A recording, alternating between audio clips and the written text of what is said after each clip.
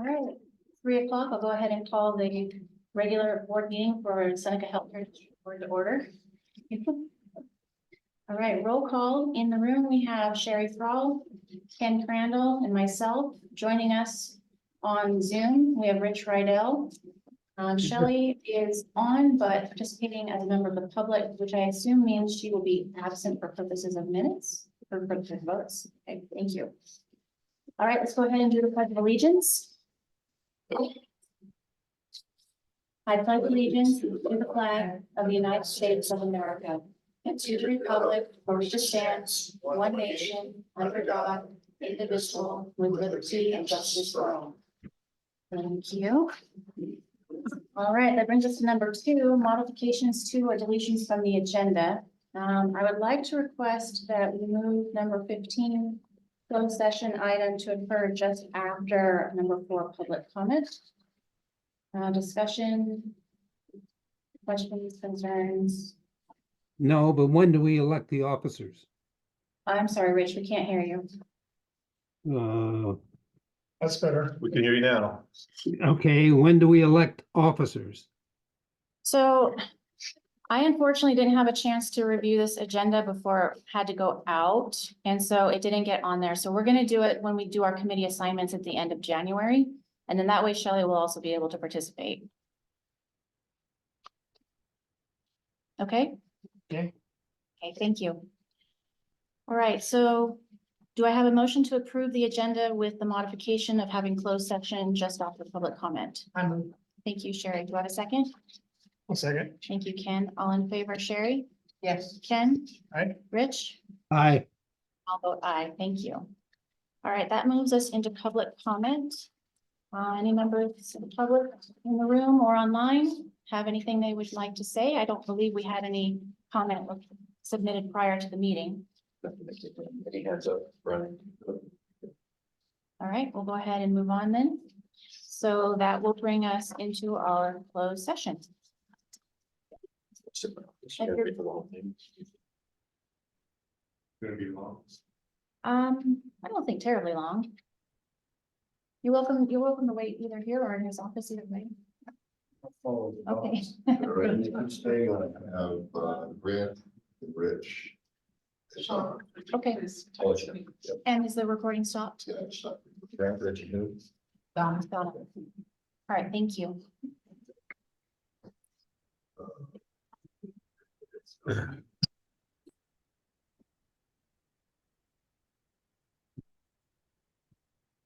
I'll stay on. I'm sorry? Just I'll stay on. Yes, she should stay on for the first part. Thank you. And Brian, you want me to just text you? Yep. When we're ready? Okay, thank you. All right, closed session is closed. We're back in open session. There are no reportable actions taken during closed session. Next item on our agenda is number 5, approval of the regular board meeting minutes. Discussion and action. I had a few edits that unfortunately I wasn't able to get to Deborah before we had to finalize them. So if I could just briefly go through these and see if the board will approve as presented with these changes. Under number 1A, roll call shows Rich Rydell as being staff present. We need to move him up into this board section and identify the staff there. Number 2, it should say discussion only with any action on the fiscal year 2024 cash flow report to be tabled. On item number 7, report on closed session, it should be no reportable actions taken during closed session.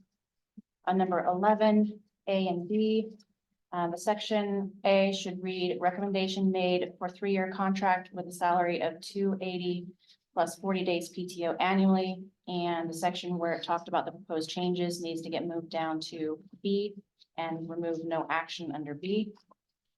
Number 16 should say Steve Boone, CFO instead of CEO. And that's all I have on that one. So any other comments or suggestions for the regular board meeting minutes for November 30th? And you will just ask that those be.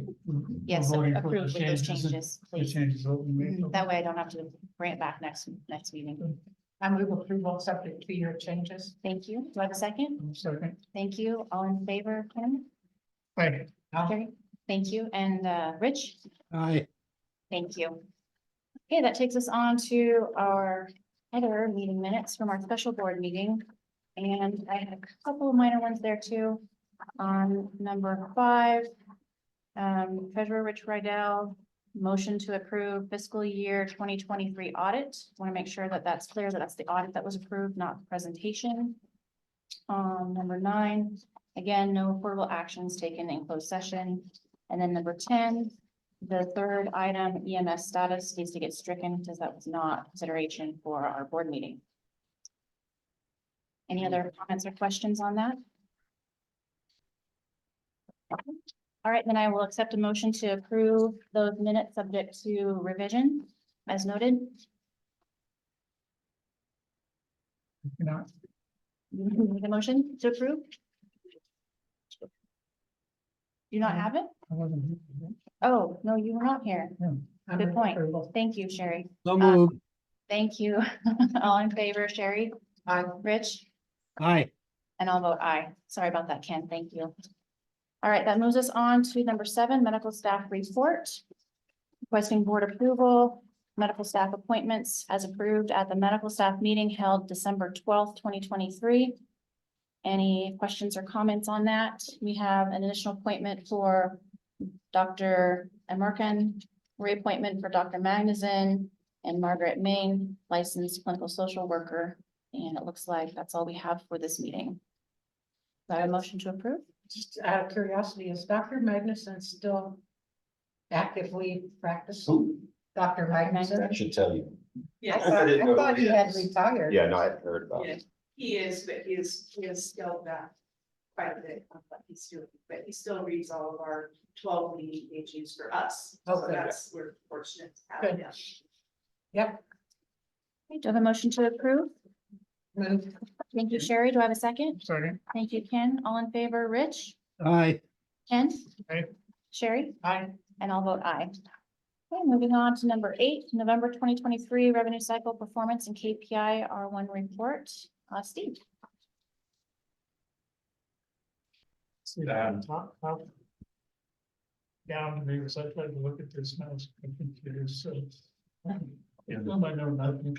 Understand swear words? Well, that's pretty much it. Well, next month should be better, right? No, No, the following month should be better. yeah, yes, Okay, yes, at least the long-term care will Yes. be. The sooner. Um, So I guess it's, 2 things. One is, did you have public comment before we did. was You there have- any public comment? There was none. Okay. I'll cover that item at the end. Do you need me to reopen public comment? No, I just, Okay, we've had some issues recently that I want to address, and I Gotcha. didn't know if somebody had brought it forth. for Nobody had. public comment. Mhm. Okay, got it. So this is an interesting approach. I'd like to ask you guys if you have questions before I even make comments about what's, What Going I on. would have to say is just what Kim just said, is I didn't understand most of it. okay, I bet I read 3 or 4 times every page, going, what the heck? of this report. There's some abbreviations in here that I didn't understand. either. Okay. That's it. Okay. So, Let's go to, oh, he's already there. Yay. Okay, so this is what we call our scorecard. And this is where we track what we call key performance indicators. And these are the financial measures that help us both understand and evaluate our revenue cycle process. The stuff on the top, the cash and revenue, total gross revenue, total cash collected, average daily revenue. Average daily revenue is the denominator for our accounts receivable days.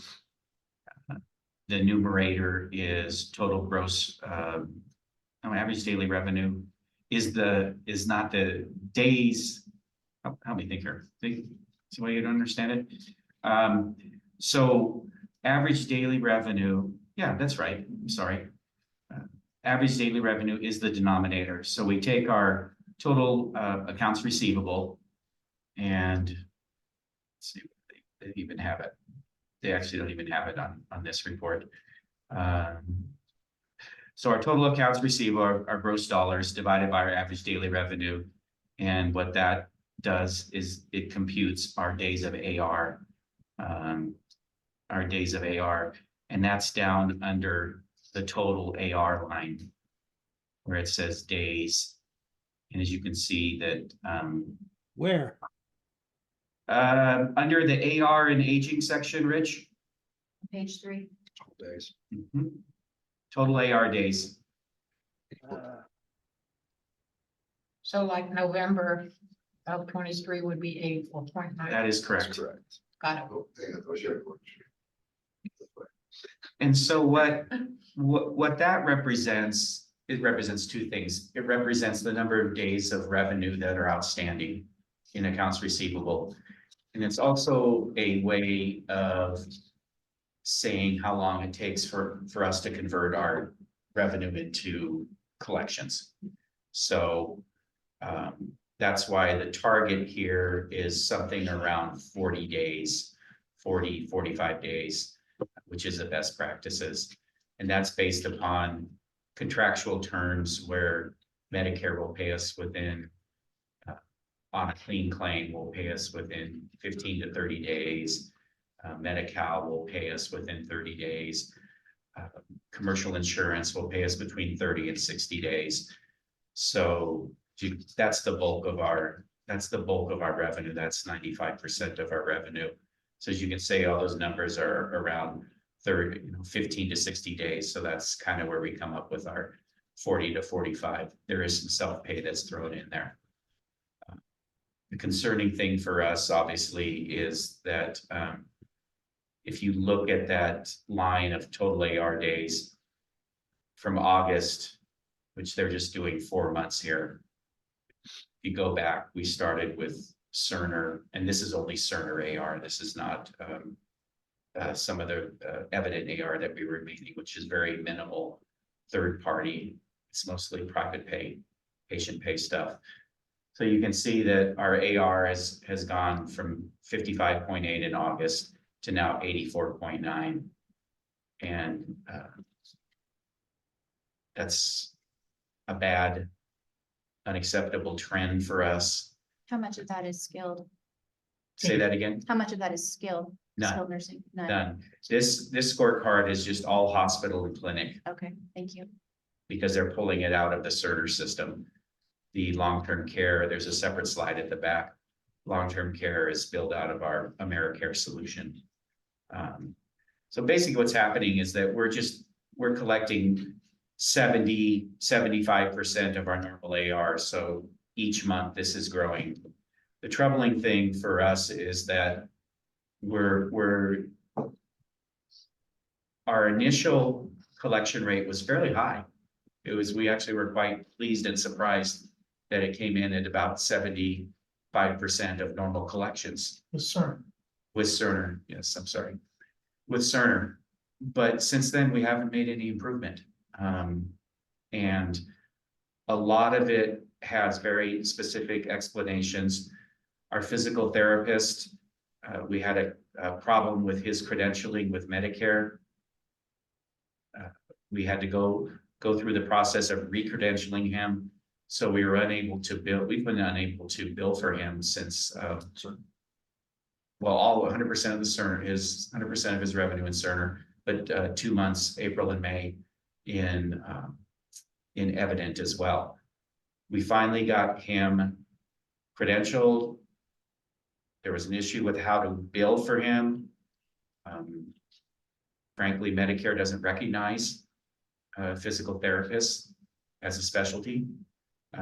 And so they want to see the ordering physician as the attending physician, and then that the physical therapist is the rendering physician, or rendering provider, I should say. And this was a new change. This was a change that came in back in April, which caused part of the problem. We don't know where the credentialing thing came from. So on December 27th, we billed $285,000 of PT claims for Medicare. So finally received some movement on that. There are numerous issues that we're dealing with as far as switching systems, how our clearinghouse works. Our clearinghouse is the means by which we send a claim from Cerner to a particular payer. Almost all of our claims now are electronic. So that's even more critical that the information is correct because, AI has found us there where a machine reads a machine generated claim and it has to be, at least everything has to be acceptable or it gets rejected. So not only conforming to that, but also conforming to a new clearinghouse has been an immense issue for us.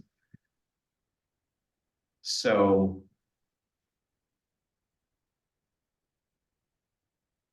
I think what has also been an issue with that environment, if you will, is that for us to actually get a claim to the payer and then have the payer review our claim for their standards. So a claim can clear the clearinghouse, can it get accepted by the payer, and then the payer does their review, and the payer can do anything they want with a claim, literally. And that's why this concept of denials management is such a critical piece, because as the claim comes back to us, it's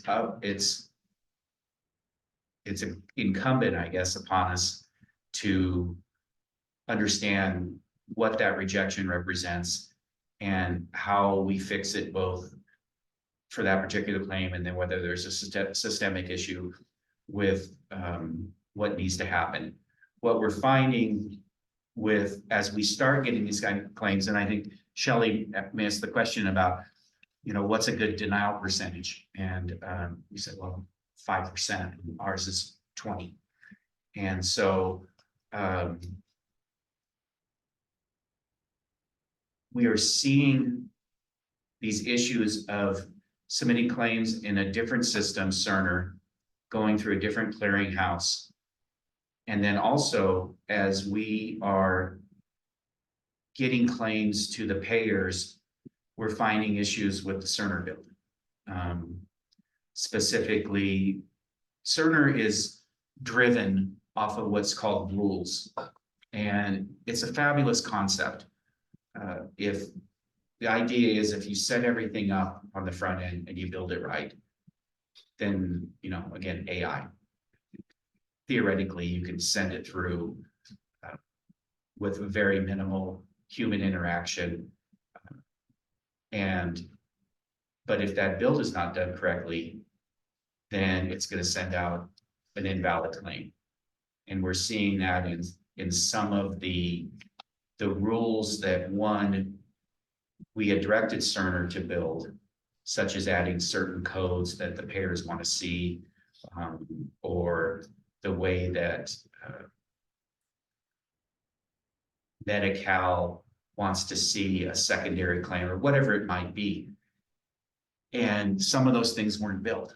And so now we unfortunately did not have the opportunity to push claims through all the way to payer submission to get denials and then understand what was or wasn't happening until we left the implementation phase. And now we're in Brian can explain it, we're in a ongoing support where there's not as a responsiveness to what we request. We put in logs or service requests to fix things, and they get fixed when they get fixed.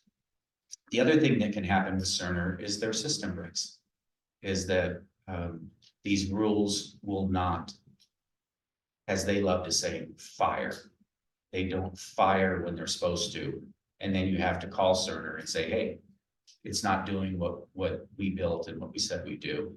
And so, again, an order gets put in and they have to fix it. In some cases, R1 can do a manual intervention and fix the claim to get it out and get it submitted.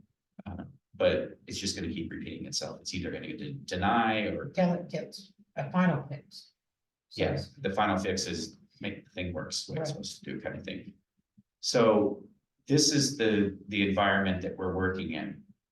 So through this process, what we've also determined is that because of this, we have to really be incredibly active in our denials management. And this is one of the things that we've discussed with R1 and I've asked for is, let's see, can you go to slide 7, Brian?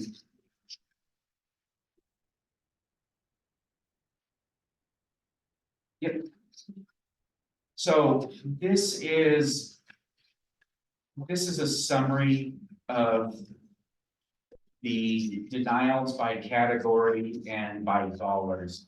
Brian, if you just barely click that so that that bottom 20% number shows up. Yeah, there we go, without losing our header, perfect. So these are the claims that are being denied by the payer, and these are all the issues on the left side. So one of the things that we noticed right away when we looked at this is that there's a couple things on here. Bundling is one. Duplicate is another one. These aren't really denials. These are what we would call non-covered charges, or these would just be adjustments. So when we look at our denials, we should just write those off. And we should go back on the bundling and we should see why we're sending out claims that, by what bundling is that a certain payer says, I'm gonna pay you a certain amount based upon the diagnosis and the primary procedural code or whatever you did. I don't want to see a bunch of other stuff on there. I don't want to see supplies. I don't want to see, whatever it might be. I want to see one charge for what you did and nothing else. So some payers are nice, and what they'll do is they'll just do what's called a line item denial, and then they'll pay you. Some payers will just say, I'm rejecting the whole claim and kicking it back to you. So this is really not a true denial because we're not going to see that money. Now, there may be an amount in there that we would see, and we'd have to glean that out of there. But the point is that we look at this thing about the things where we're receiving denials, and the first pass is that there's things in here that just really should be paired out when we look at our true denial rate. The second thing is that we've asked them to look at the denials from a couple perspectives. One is what we call avoidable and unavoidable. Like avoidable, I guess, is one where somebody's made a mistake and it's caused the denial. Unavoidable is a denial we're going to get regardless of whatever we do. Unavoidable would be like additional information needed, medical necessity. These are things where the payer is just saying, I'm not going to pay you until you prove it to me. We didn't do anything wrong. It's just a payer being difficult. The other thing that we want to look at on these denials is we want to say, what is an appealable denial and what is a non-appealable denial? Which of these denials can we go ahead and keep fighting for? And which are the ones that are dead on fine, for lack of a better word, are write-ups? Timely filing, we're done. Benefits, they didn't have benefits in place. Authorization, yeah, maybe we can appeal it, but if we don't get an authorization or pre-certification before doing the service, you're gonna have a hard road to toe to get that one overturned. Non-covered service is another one that's shouldn't be in, our hard denials, along with like bundling and, duplicate claim. So So, Steve, if you were to remove those items, what would our percentage be around? yeah, it'd bring it down to a less ugly number, but it'd still be well above our Well, it to be, target of 5, like we talked about. I mean, 5 is really a pie in the sky or it's a good goal. right off the bat is, yeah, it's shooting for the stars. Especially with what we know. But it would bring it down, but then what it would do, it would isolate the things that we need to focus on. And this is the piece that we really, or I'm not getting from R1, is that we need to come up with a way to better communicate the denials issues. And what I further asked them for is for them to go into the denials and say, which of this is being driven by, what's being driven here by what we call Seneca, SHD workflow, the way we're doing business, we're doing something wrong. What is it where R1 is not scrubbing the claim and making sure the claim is good before it goes out, R1 SSI, and are we doing something wrong? Did we do something wrong with the setup? Do we still have Cerner issues? Whatever it is, and then isolating what's creating these denials and then come up with a plan for correction. And this is what we've been asking for, and this is what we will now take it to the leadership over our account. See, I have a quick question here. Most try to ask it, but. Different payers, different rules, right? So. Is there any effort on the back end of that, different rules to get some continuity? What prohibits that? What is, Payers don't what am care. I missing here? When you say, Well, you said different payers have different rules. And so I'm assuming they're looking for, they have certain standards they want to assure from payer to payer. And can't that be standardized? there's. So if you think, and I don't wanna, I don't wanna literally be a naysayer, but if you look at payers, their job's to not pay. I mean, it's to pay, But not. but they're incentivized to find a way to not, right? And I hate to be I mean, Steve looks at me like, that can't be true. It happens, their point, their job for profitability is to not have to play a claim. So they make Steve and the claims team jump through all these hoops to get it exactly right. And now it's AI. So now if there's anything on there that's suspect, it's kicked out. You get exactly And the right. you will ultimate change consequence this of that is that entities like Seneca are gonna struggle. But not insurance companies. I mean, when you pay, when the CEO of United Healthcare gets $29 million in salary and benefit and bonus, they're doing something right on their side, aren't they? Right? They're getting big bucks. So I hate to be a naysayer, but that's just unfortunately the way healthcare finance works. Jerry, Yeah, Steve, your comment about, what problems are on the Seneca side Yes. and what problems are, that's key. Yeah. So do you have any feedback from that, from those questions you're asking? Sounds like he's still diving I'm into looking at it. these, and I can tell you, I can almost pick out which ones are our internal issues. Go ahead, Steve. Not from R1, we don't, Rich. We have our own assessment that we've done. We know some of the issues that we're not doing, but where we understand our issues better, Rich, is in the discharge not final billed category, is the stuff that hasn't even gone to the payer and had an opportunity to be denied. That's the area where we have a better understanding of what is happening or not happening. The denials is where we want to know, and we need to ask R1 what's causing this denial, because we know we have a bunch of a huge amount of AR parked and not even getting billed. So the stuff we're billing, we should pretty much be converting. So that's our big ask there for them.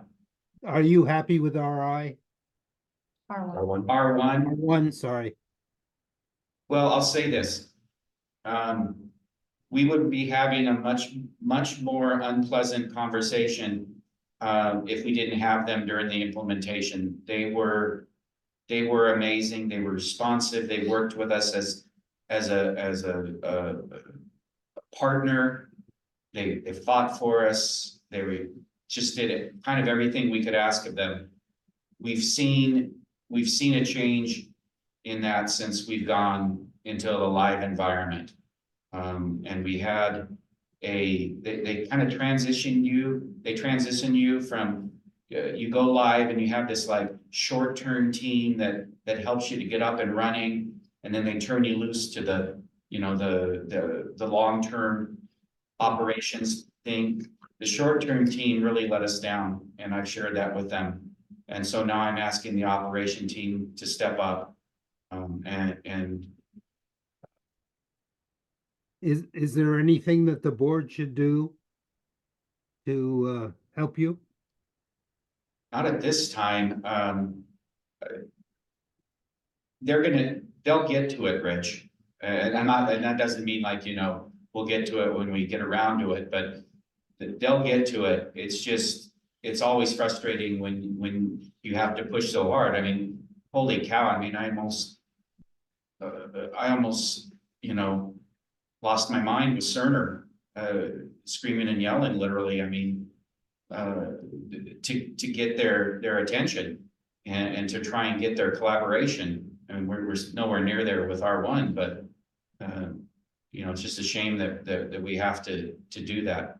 But I think what's critical is for R1 to bring in their leadership over our engagement, and for all of us to sit down and say, hey, man, I can't believe you guys think this is where we want to be. It's costing them money. So, I just gotta say, how can, and I need to hear it from the higher leadership is, how can you just say this is okay? Or how can you say that we shouldn't be, sounding some alarms, or, as we used to always say with Cerner, there was never a sense of urgency with those guys. We had to create the sense of urgency. So we'll just see how they respond to that, but. Well, I would suggest if we don't get the response that we need, that we consider having Jerry and Sean write a letter to them to let them know that what we feel as a board. Yeah, I appreciate that. And what I will do is, if I'm going to give our project person, the lady's name is on the presentation, Nicole Green. Nicole has been great.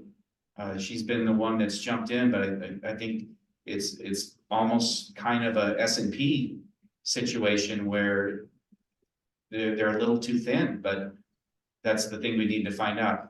If I don't get a meeting with her boss, then I'll go directly to her. I do have that individual's contact information, and I will go to them, and if we fail there, then yes, we'll take some additional steps, but right now I think we're okay.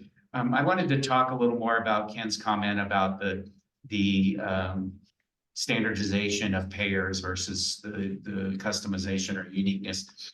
And that's one of the things where Cerner can really be beneficial, because we write individual rules. So normally with a physician, when you have a physician visit, you bill on what's called a HCFA 1500. When you go to a hospital, you're billed on a UB form. But because of the way that Medicare views a rural health clinic as a Part A visit versus a Part B visit, which is professional fees, that they have us bill on a UB form. And frankly, that was something that threw Cerner. Community Works is a new solution, is a new venture. And so them getting into things like rural health clinic billing, where, or method 2 billing, where we bill Medicare outpatient pro fees on a UB versus a HICFA. We had to write all these rules. These professional fees to Medicare will be on a UB versus a 1500, and then they try and automate that process. And if it doesn't work right, the automation doesn't work, it's not written, it doesn't run, then we have these issues. Same thing with, there's this thing called the 48-hour rule. If in regular Medicare, in the bigger hospitals, if somebody comes into an ER at a hospital and then is admitted within 48 hours, all of those ER charges are rolled into their inpatient stay. I think I said that right. They don't get to bill the outpatient services and the inpatient, and they just get the DRG payment. Well, a nice little benefit critical access is we're able to split bill. We get to bill for that ER visit as a outpatient service, and then we get to get a separate billing for the inpatient stay. Again, it's a rule that needs to be written. For some reason with Cerner, they're combining the outpatient and inpatient. We had the same problem with Evident, and then our revenue integrity person would just have to post the charges on a separate thing to get the split billing done. And I think that's what we're also experiencing in a big way, is that there was so much manual intervention with Evident, whether it was done by us or whether it was done by our clearinghouse or our billing company. Whereas now stuff is, we're trying to flow it through.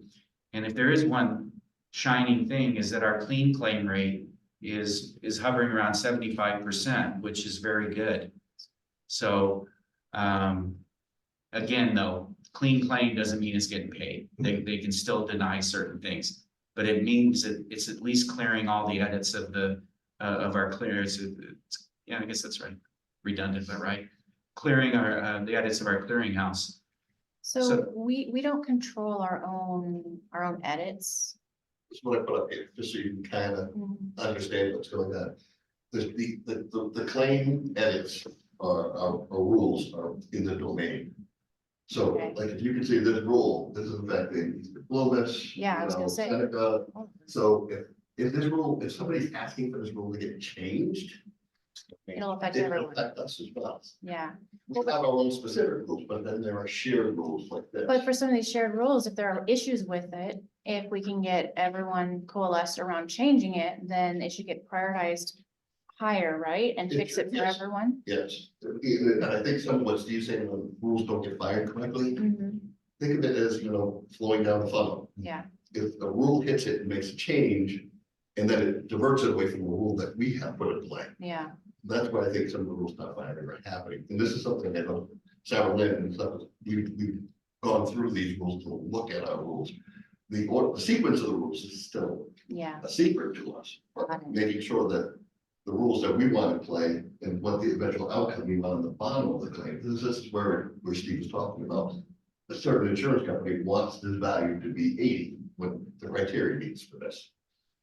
And if it's not there, how it goes. but we don't have, so Cerner hasn't given us a hierarchy of when edits hit. Or is it the edits that are applied for everyone that hit first and then ours are then layered in after? That's what I don't think we've gone that deep yet. Okay, We've gone through to look at yeah, what rules are there to make sure our edits were built. And if they're there, but I think that's probably what we need to look at down the road. We'll have our one too, because if they're gonna work for any of these other folks. and do we have a user group within all the domain users for prioritizing fixes? There is a group that we meet monthly. It's not detailed enough like this yet. But I think for us, I know mayors are struggling, I think for us, similar type hospitals, I think it's probably something that we can do and work through Ed, being our service rep for the entire area. Yeah, because I know with the business user groups that I've worked with before, they would keep spreadsheet back then. I don't know what you use now, but spreadsheet with everything that everyone wanted changed. And then everyone within all of the groups would prioritize you know, what, Yeah, And then that's what the was group of submitted. us in the 26 that are, I started just a couple months ago. okay, Because, you know, we went to we all signed up to serve Community Works and we kind of then got everybody's email address. So that, you know, we're definitely dealing with them in mass now, as opposed to each of us getting the same answer. It's a global change, and it's not gonna happen. But we all want it to happen. then it should happen, yeah. This whole thing really is it's a twofer. I'm gonna use that word because, you know, we talk about what Seneca's control, what we can control, and then what the rules can control and how we can control on that side with R1. You know, and I can tell you that it being a twofer, I look at just things to the like medical necessity. That's something that's driven by a physician. Problems list, it can be, you know, doing something, but having a reason to do it has to be identified by. So this is some of the stuff with that Seneca owns is physician driven. About, you know, being comprehensive in the way that I represent what I'm trying to get done. So that's documentation. Additional information needed can also be physician documentation. Timely filing, registration eligibility, authorization and pre-certification. Those are clerical. Those are clerical, the side of it. So do we have some tweaking to do internally? Absolutely. Now, identifying these and figuring out, getting these working so well that the only thing we can point to is the clearinghouse and things not going through the clean claim, you know. But yes, I mean, we talked what can we control? I've identified the things that we can control, and so we have to sandwich in on this thing from an R1 perspective, but an operations perspective as well. Well, and as far as the edits and all of that go, I mean, if we're not getting what we need, we had Cerner execs come to our meeting and offer to help us. I mean, is it time to reach out to them? Build piece is what I'm shocked about is, you know, Probably go things to that- Portola That's exactly first. where I'm going with that. is the well, build and piece. certain things were requested. I talked to Steve this morning or earlier. Some things that were requested to be built that we have documentation for were never built. Cause I mean, And we need to. Rich and I can spin a meeting up with them again. If you think it needs to go there, you can tell us later if you don't want to right now. Yeah, yeah. Okay. I think that's also a conversation for Brian. I agree. As far as what he's seeing. Administrative, and just real fast, I appreciate your indulgence on this, but it's pretty critical. Slide 11.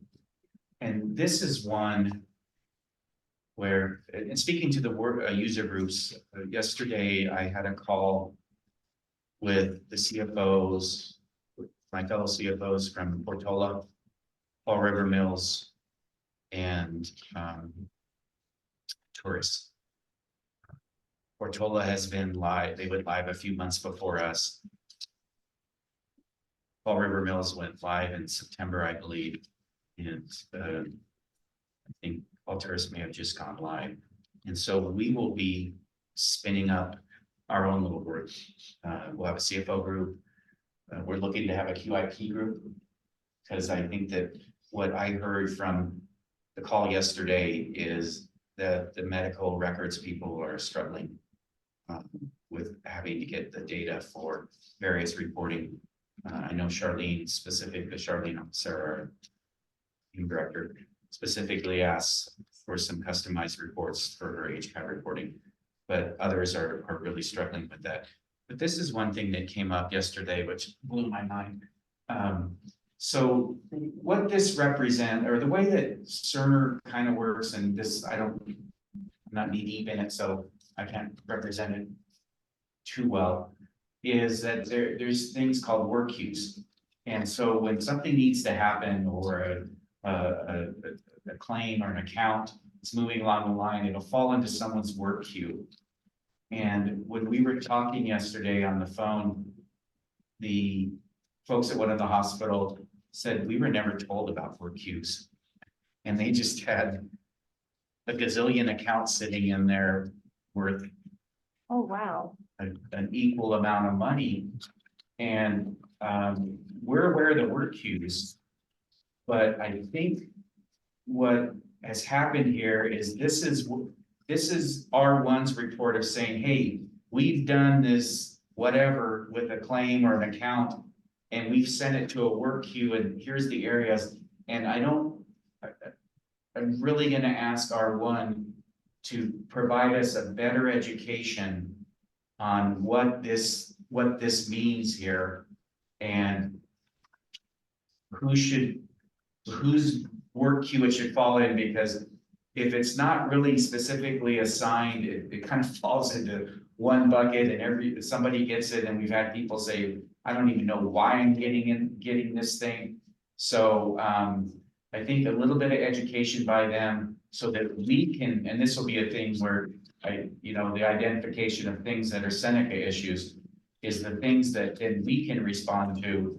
And then as we respond to these, we can understand what's happening to a claim or an account that's preventing it from getting billed and collected. So I think this is good information, but we need to have a little more hands-on awareness of it and a little better plan of how to attack these things. And then we should be looking at this report and saying, hey, where are we at with this, or where are we at with that? Because you can see there's quite a bit on there. And Steve, there was another page, sorry, it's not in front of me, that had dollar changes for the different like Medicare, Medi-Cal. They're all broken up into multiple Medicare, Medi-Cal sections.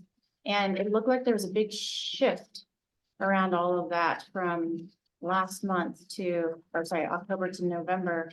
It has a bunch of yellow, I think there's yellow all over it. Never mind. If you don't mind me seeing that real quick. Let's see if I can find it. Just because it looked very strange to me, and I was trying to figure out if it was just because we were or someone had recategorized where things were supposed to go.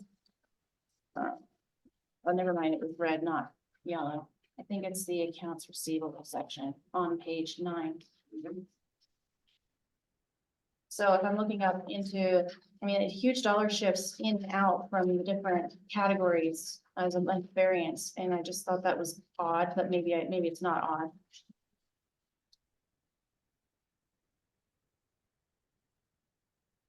Look at it a little closer. Okay. And see if there's something that. Because that's something that I just saw, and I started, I said, well, maybe everything from, the Medicaid came out here, maybe it moved into this other category for Medicaid, but it wasn't adding up to me, and so I was just wondering kind of what that is and as a follow-up. Okay, because I will tear through this a little more closely and Okay. and I'll make a point to look at individual categories versus the higher levels. Yeah, thank you. I just didn't know if that might help us kind of get to our key issues too, of what exactly is going on with the denials.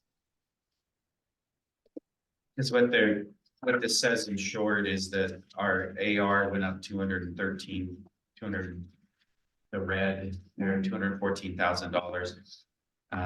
85 of which was Medicare, and everybody else had kind of, well, there was 44 to Medi-Cal. Maybe it was the over 90 that had. I think that's the part I'm looking at, yeah, more the variance volatility over than, 90. That's the part that I was looking at, that last column. and sad story, we're behind, especially in the clinic, which isn't the higher dollars, behind on coding, so that when a claim drops, we could see that revenue appearing in the day one, it's 90 days old or something like that. So it immediately goes into the over 90. But I'll look at that over 90 a little more closely. Because it looks like regular Medi-Cal went up 104,000. Ooh, good Lord. Medicare went up 401. So Yeah, there's some or- big shifts there. That's why I was wondering. yeah.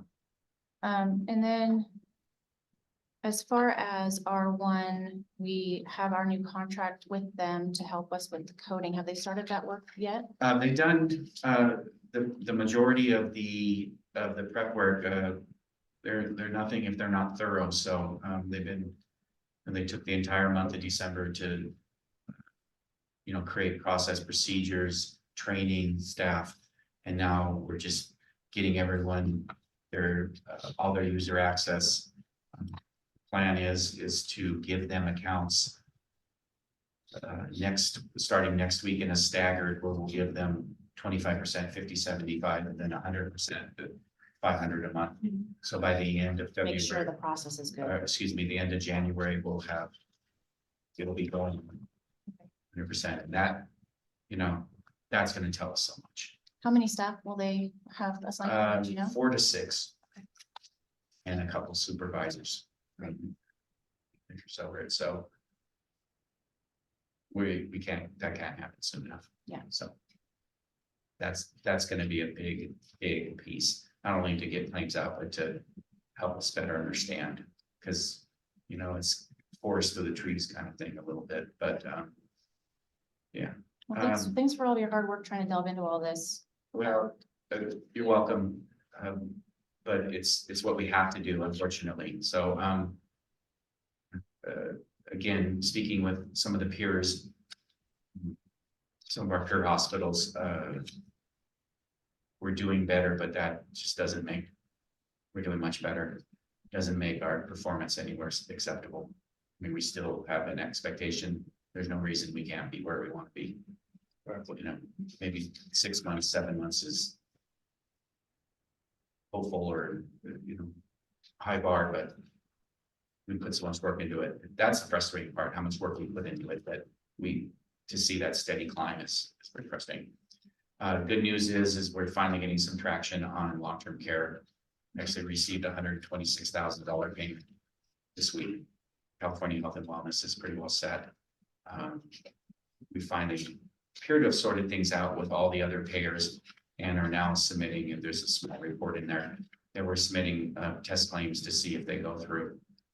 The most crucial of which is partnership, because all of our Medi-Cal beneficiaries will move to partnership, will have moved to partnership as of now, January. So very, very important. Last, and again, thank you for your indulgence. A couple things have happened recently, or come up recently. One is there, and thank you, I'll just say Jerry brought it to our attention. That's how we fix things, when people bring things to our attention. Our Persona Pay payment portal, which is what generates our patient statements and your accounts, I guess. I haven't gone on there myself. You can go online and look. That there was talking about things firing, and it didn't fire, it broke, and it was reflecting incorrect patient balances. So after we discussed this, Jerry, and looked into the matter, she referred to us, that we brought it to R1's attention, and they said, oh, that's Persona Pay, that's Rustring, that's got to be them. She inquired of them, and more or less, I'd be a little more definitive or demonstrative about things, but they were kind of aware of it and were working it, but they didn't share it with us, and That's a we problem. let them know that's 100% unacceptable. Mhm. I mean, they kept R1 out of it too, so that is so critical, and that's the thing that we've emphasized to them. We said the management of our patient balances, self-pay or patient responsibility balance, is as critical as our third-party stuff, and we can't have this, no way. And so we did get a response from them that they have looked into it and they have fixed it. Now they're trying to ascertain, does anything need to happen to statements that exist or balances that exist? And they'll get back to us on that. I believe that they're looking into it now. Okay, So I would suggest that perhaps we consider, if there's an issue like this in the future, we think about removing the link until it's fixed. That way we don't have anyone having any issues. I don't know how many people actually pay online. I might be the only one. It's quite possible. More. Yeah. So I don't know, just. And just it's a thought. interesting that we haven't heard more of this. Yeah, that's what I'm saying. Maybe I'm the only one. It's not been brought to our attention. So again, they're trying to determine, was this every statement? Was this, did whatever happens. So they'll let us know and we'll communicate with the public. And certainly if somebody has made a payment when they didn't owe a balance, when we rectify this, it'll create a credit balance and the patient sure will be refunded, or apply to an other outstanding balance of theirs. The other thing is, and this, I just can't stress enough, is I think I've given you guys a good representation of the immense challenge that we face trying to get everything right. And one of the key people on that is our revenue cycle coordinator, Sarah Lynn, who also has the unfortunate responsibility of trying to help be our financial counselor as well, and I say unfortunate because that involves engagement with the public and time and everything. And it's a very important thing, but it's kind of morphed into its own thing where if anyone has a problem with their account, not that they're trying to say, I can't pay my account, so I need a payment plan, or I need a financial assistance application, or whatever it may be. Now it's, can you explain my EOBs to me, or whatever it is, or things like that, that people have come to them. So we've really tried to push back on having the patient work with our outside billing company originally, HRG, or the old system, and we understand the relationship damage that was done with HRG, and so we kind of cut everyone a break on that one. But our one's brand new, and our public has to try and work with our one. So you're finding that they're going around and just coming back to you guys. Yes, and maybe. To a certain extent. Okay. That's You know- probably the human Probably, contact. yeah. We Yeah, did, well, we had like one some- recent one where a patient was very frantic about their bill and, wasn't able to speak to someone here. We did look at the accounts and there was one note by R1, and the problem is that somebody can call in, and if the bill is still with the insurance company, if they have insurance, there's no patient responsibility. We're gonna talk to R1 about it. We're gonna say, please let them know that it's still with their insurance. There is no current, there's current responsibility on your part right now, but when the claim settles, there may be a patient responsibility now directed by your plan. So maybe this is an educational thing that we're missing, because I could see someone receiving an EOB from their insurance company, even though it says right on there, this is not a bill. A lot of times people think it is a bill and they get confused and they get upset. So maybe we should talk to Chelsea and see if we can put together some sort of, I don't know, educational thing. No, brief, just, hey, if you get something from your insurance company, it's not the bill. It has to come from, and make it look like what the statement looks like, so they know. I don't know. I'm just throwing that out. Say this is not a bill. It does say. This is not a bill yet. And then Well, we'll never be, anything it like will never that, be a bill from the insurance company, though. It'll be a bill from us. exactly. Yeah, And anything like that we would do needs to, in addition to that, needs to be the public's willingness to work with R1 and, yes, I understand. and say, explain my bill to me. And that's the expectation we created. Okay. And if they have issues, if R1 is rude, is unprofessional, unhelpful, we want to know. Right. We want to know, and we'll use that as a training to, So what happens if a member of the public calls R1? Do they go into a holding queue, or they work with our dedicated team though, right? Or is it just a pool of people that, A good question. And it's Yeah. logged and it's recorded. yeah, but if they don't know us specifically, I'd be curious to know. We can also, what we can do is see if we can get some waiting time stats. Yeah, That would help. 'Cause yeah, I know. I think that's important too. Because if there's something we need to ask or want to Yeah, do differently, I mean, we don't know until we know. sometimes you have the time to sit there and wait, sometimes you don't. And, Yeah. I'll wait if you Well, really in our want to resolve community, it. and our community's expectations are different from other people where they expect things to happen a lot faster. Is there also continuity if you call back, if it's the same person, or is there notes? Or is There has to be notes, and that's what we're gonna talk about, we're gonna talk about with R1 again, is I get it, they have canned notes. They'll put something in there, but they just have to be incredibly careful. If they're telling the patient they don't owe any money, it's because your insurance hasn't paid yet, and we don't know the balance. Yeah. But if you tell them they don't owe any money and then they get a bill, then understandably, they're like, what the heck? So, Okay. but yeah, but the big thing is, Direct them to R1. yeah, because there's people sitting there waiting to take phone calls. If the wait time gets unacceptable, we'll discuss that. But, you know, if we're trying to solve these Cerner issues, we just can't manage this process. I understand. So. And we have referred the specific matter that was brought to our attention.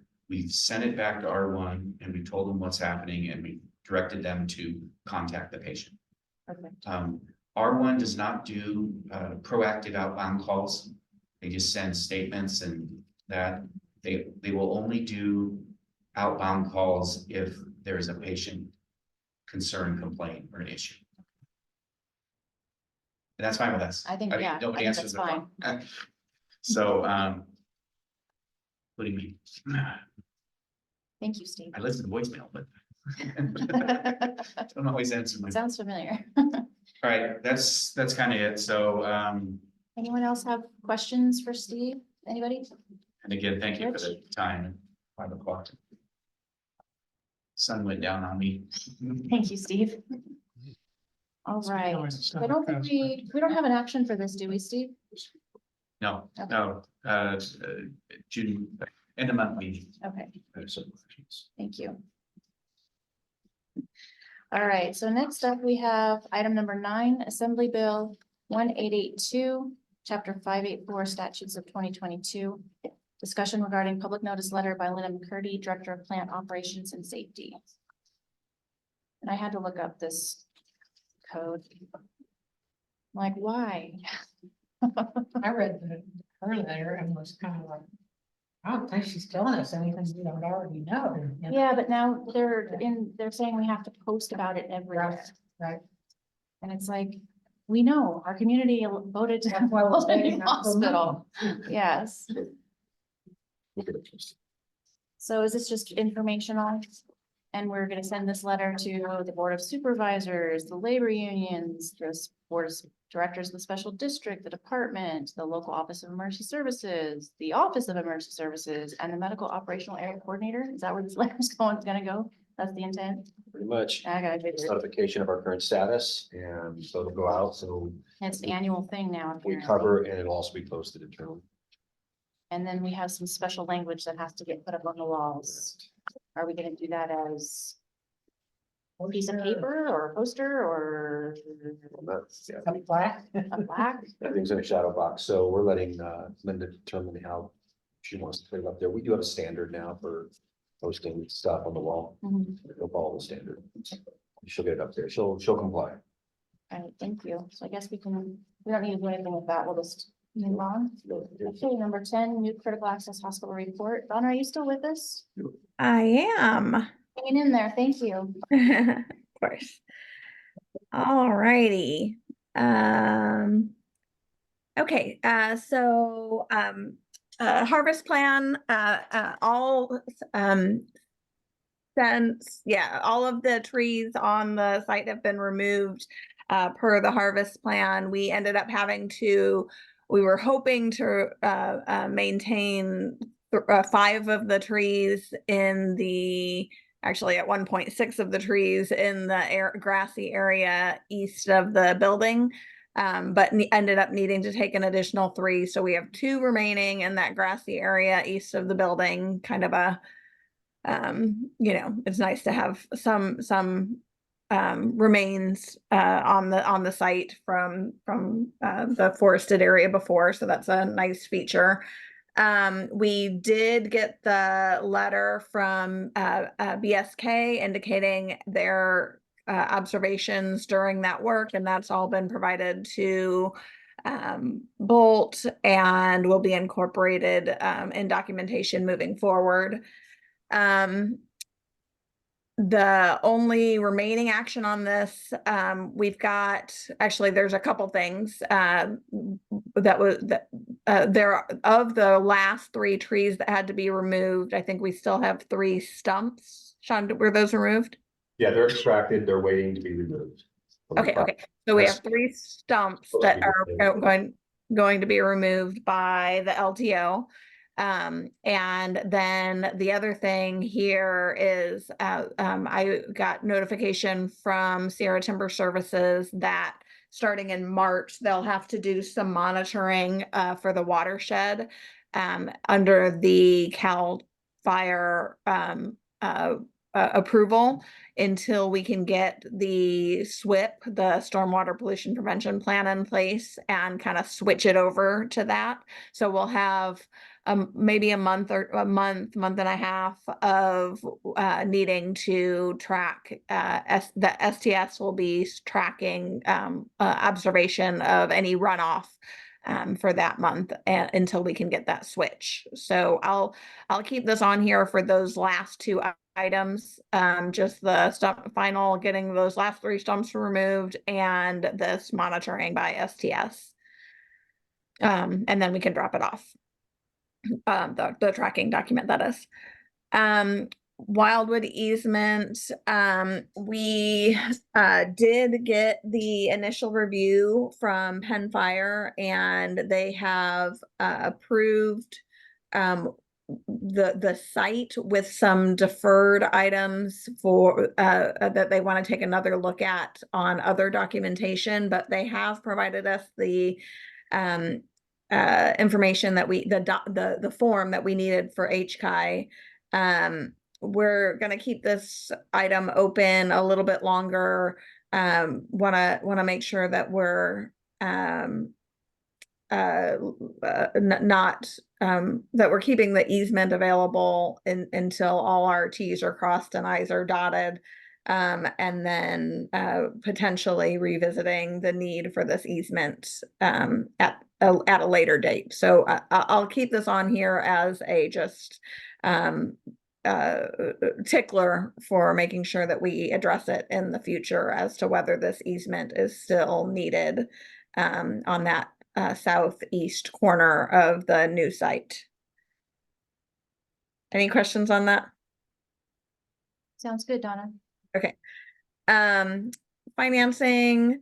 I know that Steve's ticking through some of the items on the letter of conditions. So tracking against that. Other funding, no update since the November 30th board meeting for the other funding, as noted. Schedule, no update from the November 30th board meeting, still aiming for a June 26th certificate of occupancy with first patient August. So that's still our what we're tracking toward. Budget, no update since the November 30th. Still dealing with an overage, but working to get it back in line.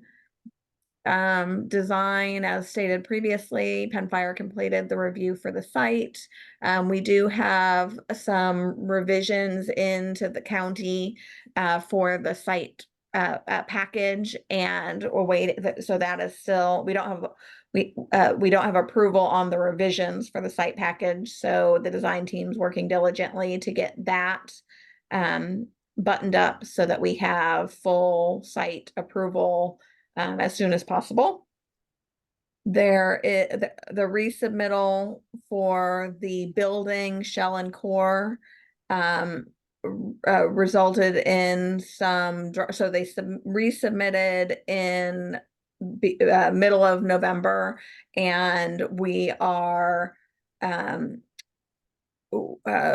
looking at a we don't have a date yet published from HCI for when we will get those responses. They are moving relatively slow. They're not meeting their published timelines, so we may have some slowed responses there, but nothing specific to report yet.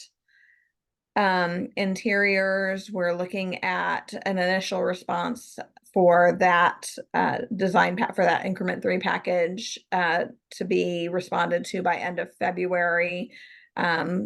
This is the one that we probably, if we're pushing on HCI for anything, it should be this one. So we'll continue to see if we can choose this battle as the battle we fight. To see if they can improve upon their timelines for this one. To keep that information moving forward. Medical equipment, following the November board meeting that the board approved issuing the Canon PO. We did get that PO issued for the imaging equipment. And in follow-up to the special December 20th discussion about early procurement, more info will be brought to the January 25th regular board meeting to discuss that further. Lastly, on construction, we are working but need some additional time to develop the final construction costs for the Bolt contract. So that is my report. Open to any questions. Thank you, Donna. Any questions for Donna? Rich, do you have anything? No, Okay, thank you. Thank you, Donna. Appreciate your Thank sticking you. around. Of course. Okay, so next up, number 11, CEO December 2023 report. Yep, Marshall? scribble report. I'm not gonna go over what Donna did because I had a lot of replication in the last 25 board meetings, so. I'm gonna just move on to some other points. We've been tracking clinic volumes. You saw our chart. It did not bring the chart because I didn't submit a written report, but you'll see it in January. Our clinic volumes are continuing to trend up over the last 2 years. But the trends are accordingly, like we usually drop in December and accordingly drop. But overall, our volume is up. We can expect that is going to go up to what I expect to be our stretch goal. Lori Kohler starts Monday to establish. So we have a new provider that's establishing, and we should see a continuous rise in our clinic volume. Going forward, we do have more and more people establishing, which is great. We have not yet even kicked off our repatriation or reestablishment effort, but the fact that we have more providers just sort of naturally and systematically has shown some reestablishing, which is very good. Couple things on the clinic. Well, actually, let's just go here. Brady will start on January 15th. He will take a little bit of a slow roll into getting his feet here. But one of his primary focuses obviously is going to be the clinic, the activity in the clinic, and certainly what we discussed with R1 and some of the things that we can control that will also be a focal point for Brady in the operations team. But he'll have a total awareness of the things that we can control. And my expectation is that does not delay. That needs to follow parallel with the R1 effort as well. So Brady will be starting. There will be some movement. Dr. Ware will be moving back to a different office, a smaller office, where we'll be putting 2 providers in the larger. She's already been notified. She seemed to be okay with everything. That move will be February 8th. She'll be moving back to where Dr. Russo's office is, which is smaller. And then the 2 providers, Dr. Russo and Lori Kohler, will be working simultaneously in the large clinic. So we're moving some things around. And the last one for me today is that I do not have the ultrasound ROI that I was asked to put forward. I did pull some numbers. We did get some information. Look, I'm working on some additional information, some other things that we need to bring forward in the ROI, whether or not there is one there. But it is on my medical staff discussion, my medical staff meeting that'll be coming up, where there'll be discussion about using our own services and raising that. I suspect that we're not going to see a great return. That we are going to either have to decide to work with a broken unit or get a new unit and build into that. But we are definitely going to be able to provide the board some information for that decision making at the end of January for the January board meeting. Sounds good. Okay, that's all I have. Are there any questions, things that are lingering out there that I've not hit on? Those are the big ones right now. Can you just give us a sense of this December numbers compared to previous December of last year? Yes, we did I just saw it before I walked in here. I think we did 470 last year in December, 470 visits, and this year we're 682. Okay. So it dropped. I mean, it dropped because we've been up around the 7 something, and it The dropped season accordingly, dropped. but it is over 22, 22, and 20, 21, 22. They're over, it's over. So we're trending higher than we should. And we missed our budget goal in December. We've missed it every year. But December seems to be a low month. A lot of vacation time, people are gone. I do expect that the next few months are gonna show vast improvement in our clinic volume. Thank you. Any other questions? Rich, do you have anything? I'll take that as a no. Yes, yes, yes. Oh, No, go ahead. Go ahead, Rich. regarding ultrasound, we want a good ultrasound service.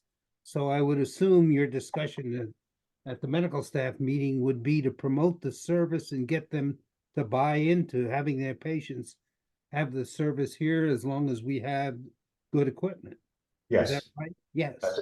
that's very accurate. We have the technologist that's capable of doing what we need.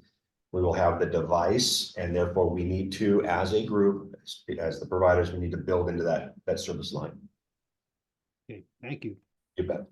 Thank you, Rich. Any other questions before we move on? All right, thank you, Sean. Mhm. All right, Judy, you're up. Number 12, CNO December report. Okay, so, as usual, I have the COVID by the numbers. At the time that I finished this report, which was 6 days ago, we were all in the green in California, and that has rapidly changed. So, I provided you the data tracker link if you're interested in following it, that we are currently, City of Butte County, Tehama, Sonoma, YOLO, everyone around us has turned yellow within the last 6 days. So, and again, it's based on their hospitalization due to COVID. And so it's changed rapidly, and we're seeing, a little bit of COVID here, a little bit in our patients, a little bit in our workforce, but we're seeing a combination. So we're seeing people that are presenting with influenza plus COVID or influenza, seeing a little bit of RSV, that sort of thing. So, don't touch it. Wash your hands. Yeah. Just Don't careful breathe. out there. Okay. And we're seeing also in the Central Valley, they're reporting 20 to 40% above capacity in their hospitals in Central Valley right now, mostly due to respiratory illnesses. So people are getting very, very sick. And again, a lot of times it's not a single respiratory illness that they're getting kind of a double. And if they appear on this tracker, though, they may have multiple, they all do have COVID. That's how they get on this tracker. So that it's definitely COVID is what this tracker is, only tracker COVID that they often have many different combinations of respiratory illnesses. Maybe I clicked on that when I was at home, and it gives the map, but I was having a little bit of trouble, so maybe I can make bigger. Butte is the closest county to us that has. Is yellow, Is yellow. Tehama, I think it's moving into Shasta, it was all the way Yeah, I up to could say Sonoma. just a little bit. Sort of all Yeah, kind it does take a little bit of finesse to where you get it down to the counties surrounding us. Okay. But then you look and it's you go to the Central Valley as the next yellow, and then Los Angeles County. But it's definitely changed dramatically since it was all green. The primary symptoms are flu-like symptoms. Flu and Respiratory. And I had no idea that Pavloxid cost that much, $1,400. Yeah. I had no idea.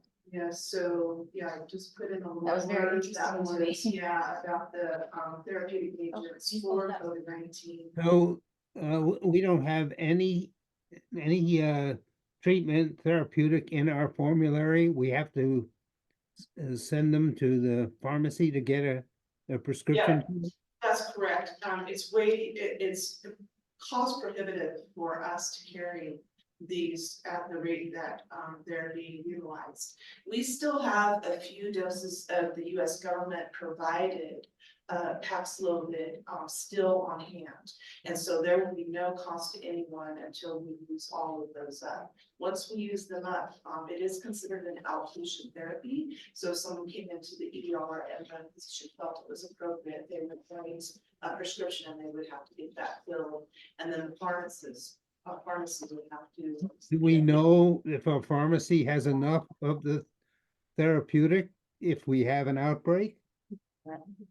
So the last, our infection prevention checked last week, Lassen, drug did have some on hand. And again, we're going to use up all of our USG product that was provided to us by the county. And so, but there's only a few doses that we have left. And Harry is carrying it. Yes, we understand. Okay, I think that was Rich's primary concern, was making sure that people had access. And he gets the same notifications we do as it relates to trend. So I would assume that Harry sees the trends. If we start turning yellow, he may have more of it on hand. So he sees the same reporting that we. But is it available or is there a shortage? No, it's good. No, it's not a shortage. It's just very expensive, to carry. If it's not going to be. Good sign. Is there an alternative? Absolutely. Yeah, is there an alternative? Paxlovid is just one example. It seems to be the most popular type because it is an oral and, it doesn't require any sort of infusion like some of our other mAbs that we have on hand for a while. That we don't think are nearly as effective because those mAbs were made for the Delta variants. Yeah. And we're so Beyond we're so far beyond Delta at this point. I'm not sure that anyone really knows what we're dealing with right now, but so. How about COVID test kits? Are they readily available? Oh gosh, we've got cases and cases. Yeah, that testing is not a problem at all. We are still receiving a good number of humans. I think there's about 25 ships still in the harbor that have them as well, so.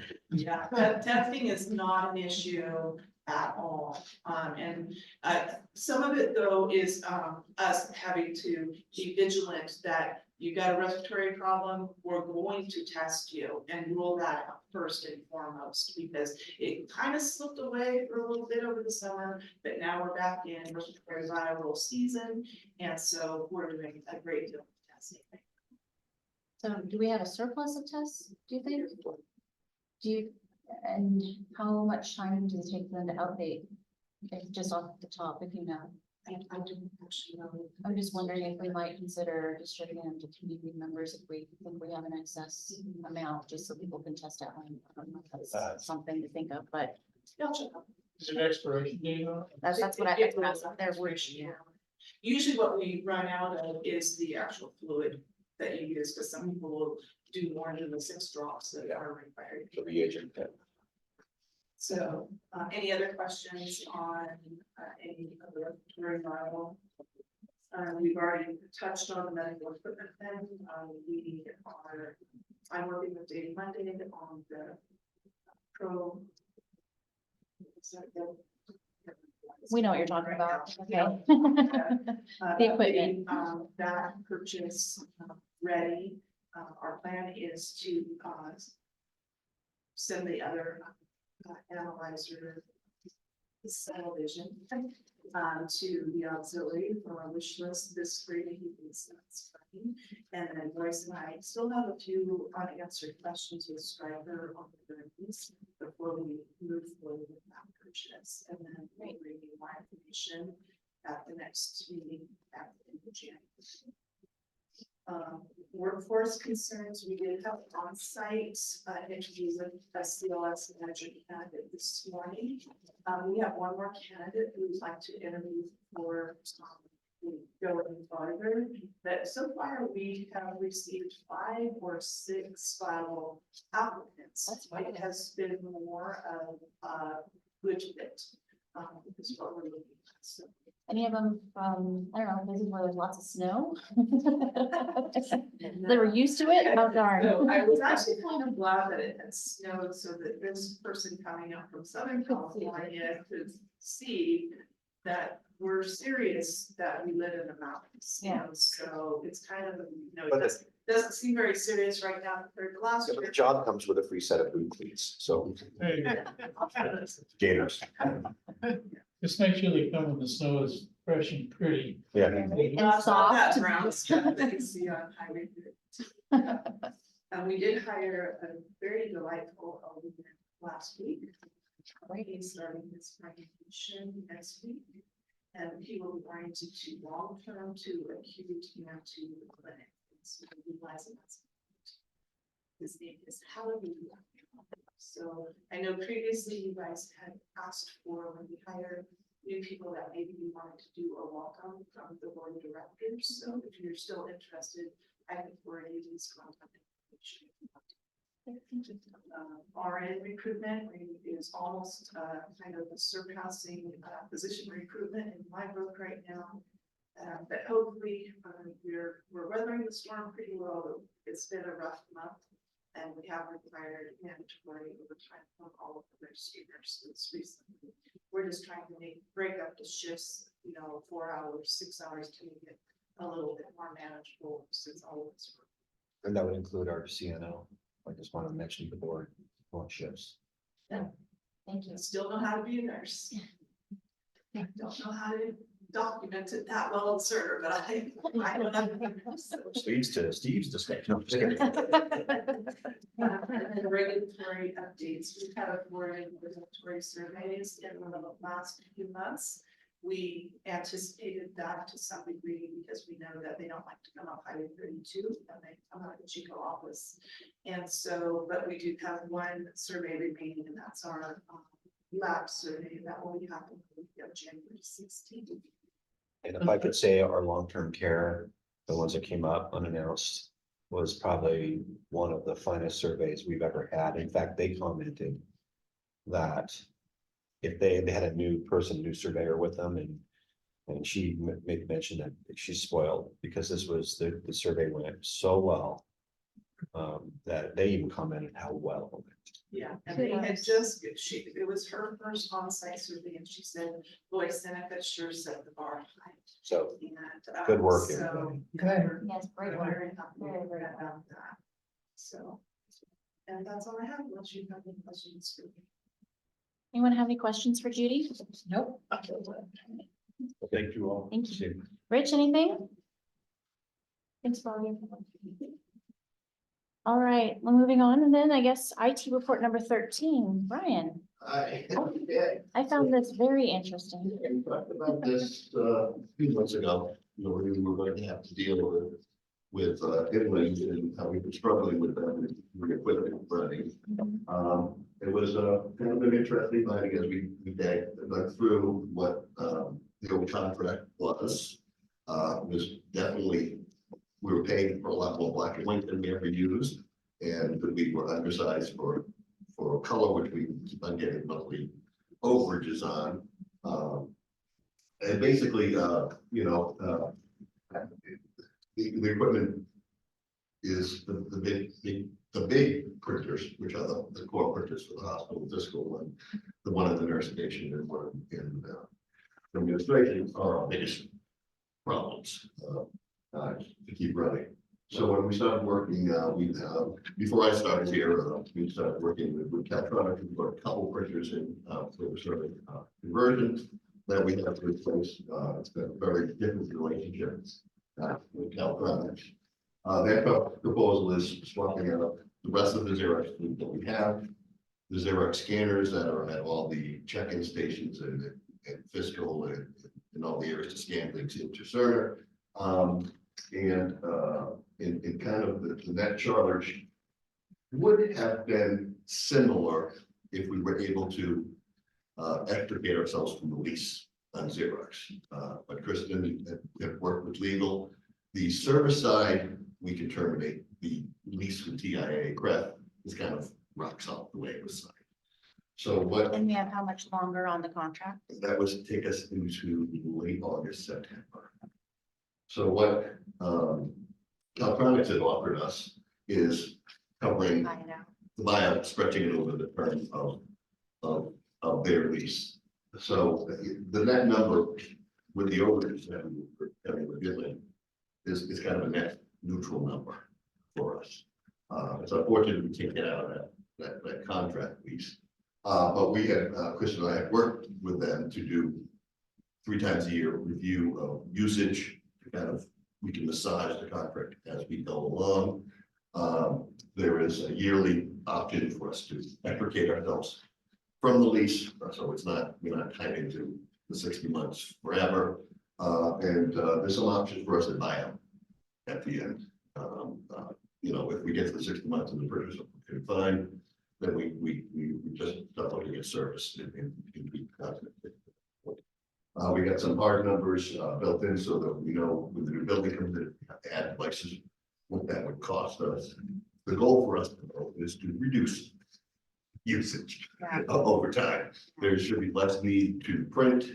I have looked at fax solutions for incoming proposals right now are more business or office oriented, not really designed for clinic use.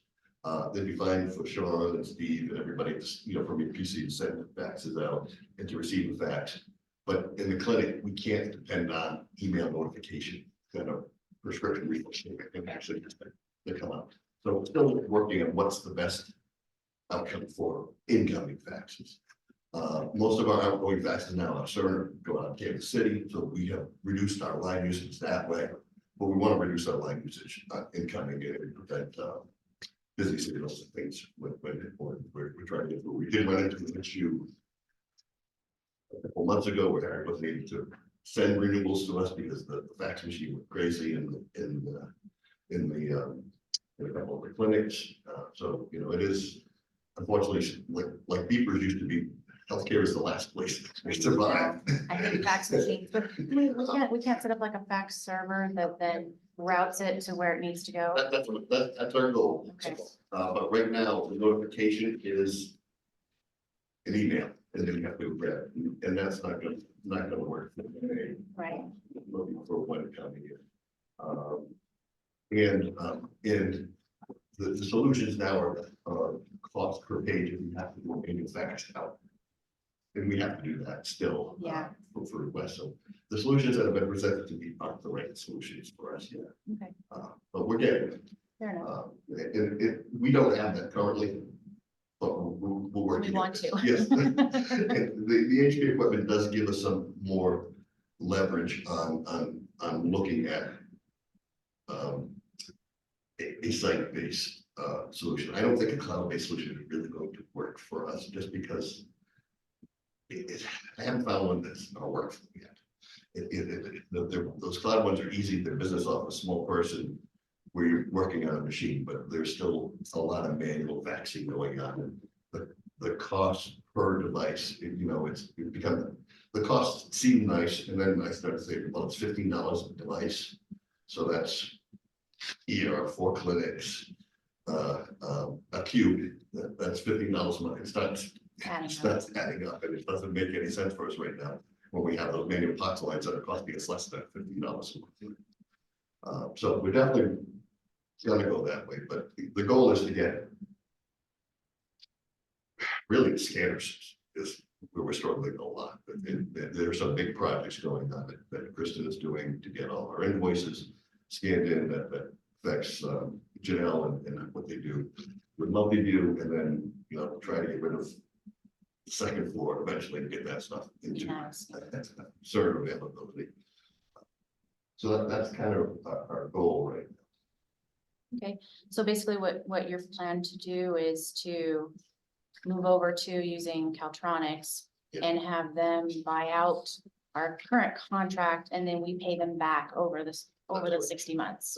That's It took me a couple of minutes reading that to get it. But I was like, wait, right. buyout? And I'm like, wait, they're buying it out. Okay. And they understand where we are, so there will be spare printers on site here, spare parts. It's not, right now with Inland, it is, we have to wait for it to break or wait Yeah. for it to almost run out of toner before we. Where are they located out of? They're still coming from the same area, in the Chico area, but. Oh, they Chico, understand- Chico, that's what I was yeah, wondering. They understand where Sure. we are and getting to us. No, and I like that they say that they're gonna take care of all swapping of Yes, equipment, that's correct. making sure you have all the Yes. toner we need whenever Yes, we. the goal for us to do this is in February, March, but it's kind of slow here. There's the Perfect. opportunity to swap it out before we hit our heavy season and get it. I think it's a great idea. Anybody have any questions for Brian? Any No, I concern? agree as well. Good job. Good job, Brian. Our Yeah. person did a good job of it, so. Well, tell her thank you also for us. And we will have better control over double-sided printing, color printing than we do now. So there's a lot of default color printing that just Does it happens. actually cost us that much more in this day and age to color print? than Yes, it well, does? yes. Does? Okay. Somebody's knocking on the door. Well, they've already, does somebody have the white Subaru in front? I do. The MRI truck can't get out, so he has to swing them all the way wide, so. Sorry. You know what? We'll pause for a moment, Sherry. I think I'll just stay with it. Yep. What's that? Okay. That was much last week, so. Yeah, okay. Yeah, do you want us to just finish up or do you want us to wait for you? No, go ahead and finish up. Okay. Save me a walk back in here. Okay, thank you. Thanks, Steve. Sure. So I Thanks, think we're done. Yeah, we're just about there. I think that was all for what you have, right, Ryan? So number 14 is HR report. Which is all I'd love to see. Yeah, thank you. Actually, wait, you can't go because we need the three of us to be in the room. For what? Because there's only, otherwise it's on two. But there's nothing more to vote on, right? No. Is that okay then? Yeah, All right, you're just taking reports. all right, thank you. But you're gonna spend a whole lot of money. No, don't intend to. While you're gone. Thank you.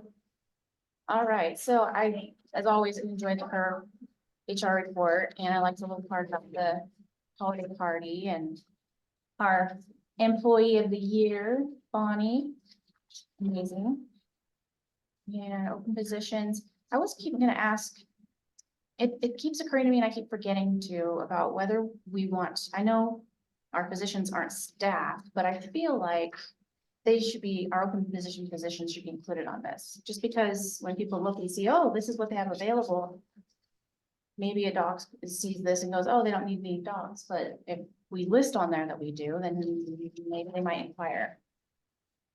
And then I liked your through others' eyes op-ed. That was entertaining, especially what would the dogs think? What came of that? How'd your duet go? Yeah, I had a crush. Oh, yeah, it did. What came of that was we have a new, golden retriever puppy coming to us. Really? So now Oh we'll my really- goodness. Yeah, it's gonna be on. Have you seen that movie? Have you read the book or seen the movie? Haven't yet. This is the first I've heard of it. It's But see, I can never watch those because the dog always dies. You've referenced it a excellent. few times. What's that? You've referenced it a few times. It's just amazing. It's just such a, I read the book and the book is way better than the movie, but the Says I movie, have you know. two golden retrievers, I Oh, you do? think. Oh, boy, you're in love, Enzo. Yeah. All right, so I don't think I have any questions on the HR report. We already did our closed session. And let's see, agenda items for our next meeting, election of officers. I'll make sure they get on there, Rich. Committee assignments, early procurement of medical equipment, investment policy, foundation, updated cash flow analysis. Anyone have any other things they want to make sure gets on there that I get on the minutes? No, Rich, anything else? No, no, you've covered it. Can you put on their COO report? COO reports. Yeah, it may not be too broad. No, that's okay. It'll be great to get to meet him too. But you'll be doing more operation reporting. Okay, great. Then I think that's all except for our next regular board meeting will be on January 25th, 3 p.m. here in the conference room.